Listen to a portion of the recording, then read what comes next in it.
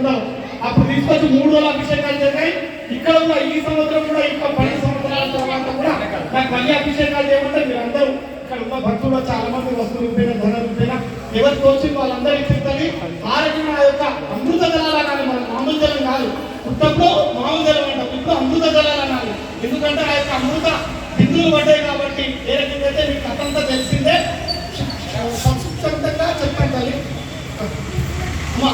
మీకు చెప్పిన వినడమ్మా. ఏ రకంగా అయితే రాక్షసులు మరియు దేవతలు ఏ రకంగా అయితే మందర పర్వతాన్ని క్షీర సముద్రంలో పాల సముద్రంలో వాసకి అనే సర్పం చేత చిలికిలు ఎందుకుంటే ఏమైనా సముద్రంలో కూడా అన్ని దేవతటువంటి వస్తువులన్నీ సముద్రంలో ఇమిడి ఉంటాయి ప్రతి ఒక్కటి అట్లాంటి కాబట్టి దేవతగా ఈ యొక్క ఏ రకంగా అయితే మేము ఆయుష్ పూర్ణాయుతో ఉండాలి, మేము అమరులై ఉంటారని వాళ్ళందరూ అనుకొని ఏ రకంగా అయితే మందర పర్వతాన్ని వాసికి అనే సర్పం చేత దేవతలు రాక్షసులు పక్కన 2 పంక్తులు నిలబడి ముందడం జరిగింది, చిలకడం జరిగింది. చిలికిన తర్వాత ముందు ఏమొచ్చింది? అలాహారం వచ్చింది. అలాహారం అంటే తెలుసుగా కానీ విషం. ఆ విషయాన్ని ఎవరైతే భరించలేరు అట్లాంటి విషం, ఎందుకంటే ఇంత కాలం అయితే అంటాం నీళ్ళు అట్లాంటి మహావిషయాన్ని మొత్తం తాగిపోతుంది బొగ్గు లాంటి. కానీ మూడొకరు చేసినంత ద్వారాకి కంటే కూడా ఇంకా 40 రెట్ల ఎక్కువ దానికి సాధ్యత గుణం ఉంది. అట్లాంటి అలాహారాన్ని ఎవరు మిగుతారని అందరూ వేడుకున్నప్పుడు ఎట్లయితే మహాదేవుడు ఆ యొక్క మహాపరమేశ్వరుడు వచ్చి నేను స్వీకరిస్తానని ఆ యొక్క దేవుడు స్వీకరించి ఆ కంఠంలో నిలుపుకున్నాడు. అందు గురించే నీలకంఠుడు అంటాము.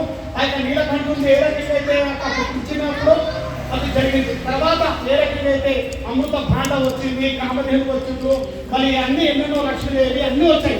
ఆ రకంగా అయితే ఎప్పుడైతే ఈ యొక్క అమృత భాండ వచ్చిందో మాకు కూడా అమృతం కావాలని మేము కూడా సమానంగా కష్టపడ్డాం. దేవతలతో పాటు రాక్షసుడు అంటున్నారు, మేము కూడా కష్టపడ్డాం కాబట్టి మాకు కూడా దాంట్లో నుండి పాలు కావాలన్నప్పుడు వీళ్ళందరూ శ్రీ మహావిష్ణువు వాళ్ళ దేవతలు మహాలక్ష్మి మహాపాలకి అందరూ ఆలోచించి ఏ రకంగా అయితే వీళ్ళకు రాక్షసులు అమరులైతే దేవతలు లేదా మొత్తం సర్వనాశనం చేస్తారు.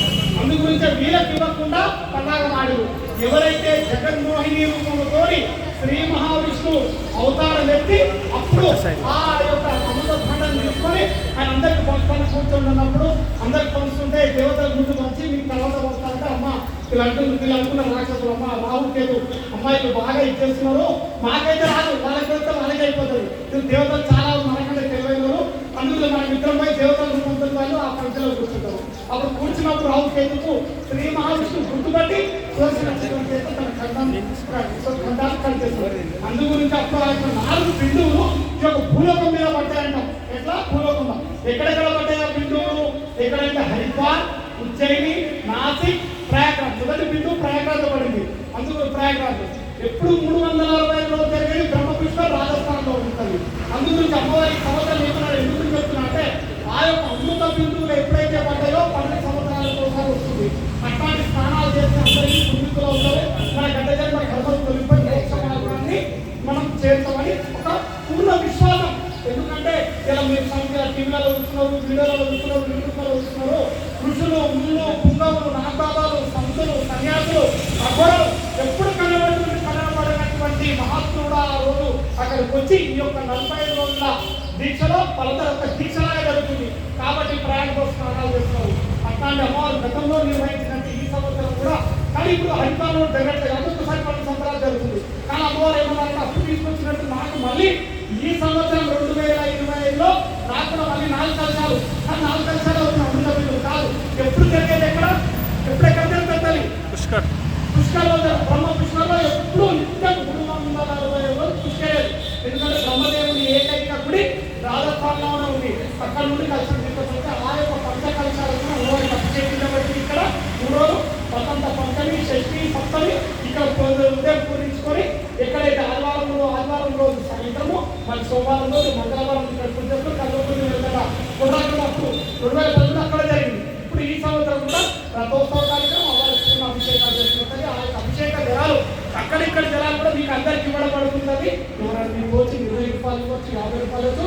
మీరు ఇళ్లలో బాటిల్ తీసుకొని మీ పూర్వలో కలపవద్దు. దయచేసి మీ పూర్వలో కలిపి శుద్ధి ఉంటాము స్నానాలు చేయడానికి అది పనికిరాదు, బాగుంటుంది.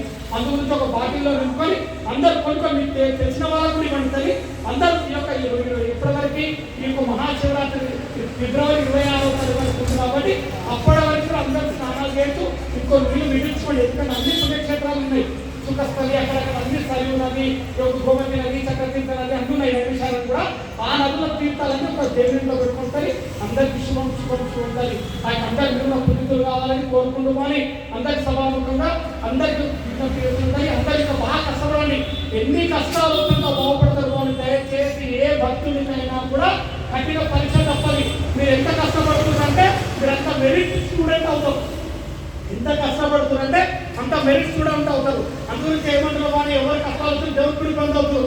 ఆ గుడికి పోతే ఏమైనా, ఈ గుడికి పోతే ఏ గుడికి పోయినా చేసిన పాపం భోజనం పెట్టుకొని కాశీకి పోయినా పుణ్యం లేదు.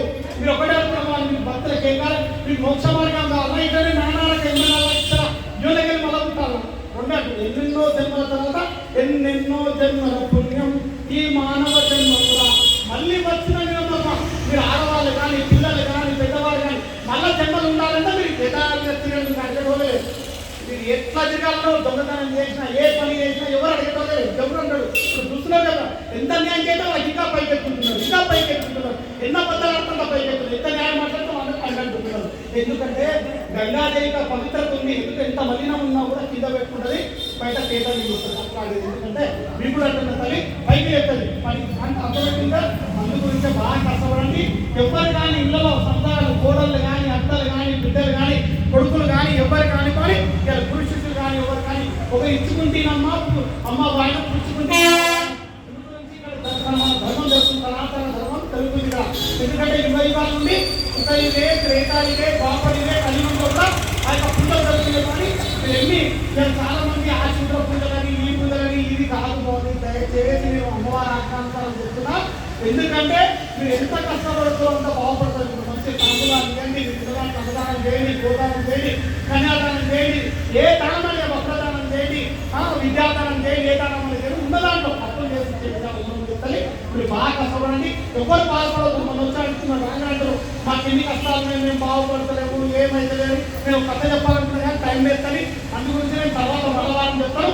ఎందుకంటే భక్తుడు అందులో పైన చదివినాను, నేను దాని గురించి చెప్పదలుచుకున్నా.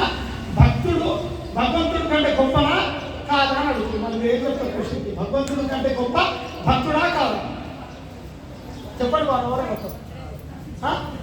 భగవంతుడు గొప్ప కాదు, భక్తుడే గొప్ప. భక్తుడు లేని గుడి లేదు, గోపురం లేదు. భగవంతుడు ఏం చేస్తాడంటే ఎందుకు గురించి చెప్తున్నాడంటే మళ్ళీ వచ్చే వాళ్ళని చెప్తాను కదా. ఎందుకు గురించి అంటే భక్తుల చేత గుడి గోపురాలు నిలబడతాయి, పూజలు జరుగుతాయి. అందు గురించి భగవంతుడు ఏం చేస్తాడు, భక్తుల రూపంలో వస్తాడు. ముందు ఇప్పుడు సాయిబాబా రూపంలో వచ్చాడు, యేసుబాబు రూపంలో వచ్చాడు, అల్లా రూపంలో వచ్చాడు, ఎన్నెన్నో రూపాలతో వచ్చాడు. కానీ ఏ బాబా చెప్పలేదు, ఏ యేసుబాబు చెప్పలేదు, ఏ మన ఎల్లమ్మ చెప్పలేదు, మైసమ్మ చెప్పలేదు. ఇతరులను దోచుకొని తిని జై అనడం తప్పు. అందుకే ఏ భగవంతుడైనా సనాతన ధర్మం ఏం జరుగుతుంది, సర్వశుద్ధి అనుకోకు, పాపంలో పడవచ్చు. నీకున్న దాంట్లో సర్దిద్దుకొని దొంగలున్న కాడి కాలు తప్పని అతిథి మర్యాదలతో వేరే వాళ్ళకు నిర్వహించుకుంటూ బ్రతకడమే గొప్పతనం మన సనాతన ధర్మం. అట్లాంటి తల్లి అందుగురించే భగవంతుడి కంటే భక్తుడే గొప్ప. ఆ కథ నేను మళ్ళీ చెప్తాను. ఎందు గురించి రామునికి శ్రీకృష్ణునికి ఆ ఆంజనేయస్వామి జరిగిన విషయంలో చెప్పుకున్నాం. అందరూ అందరికి అమ్మవారి యొక్క ఆశీస్సులు మీ అందరిపైన ఉండాలని కోరుకుంటున్నాను. సర్వే జన